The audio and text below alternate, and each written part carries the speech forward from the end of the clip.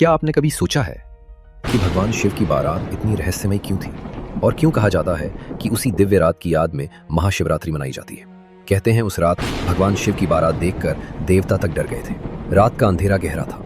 हिमालय के महल में शादी की तैयारियां चल रही थी, लेकिन अचानक दूर पहाड़ों से डमरू की आवाज गूंजी, धीमी और खौफनाक। कैलाश से एक अनोखी बारात निकल चुकी थी।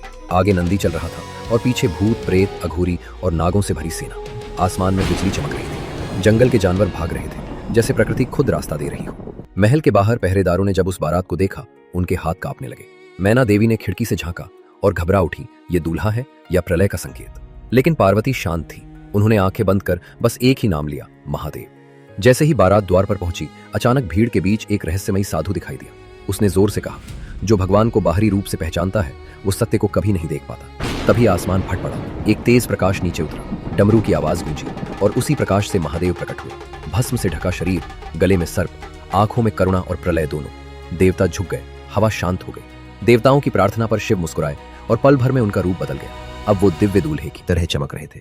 डर भक्ति में बदल चुका था। मंत्रों की गूंज के बीच शिव और पार्वती का विवाह हुआ और कहते हैं उसी पवित्र रात की स्मृति में महाशिवरात्रि मनाई जाती है, जब शिव की बारात ने दुनिया को सिखाया कि भगवान बाहरी रूप नहीं, भाव और सत्य देखते हैं।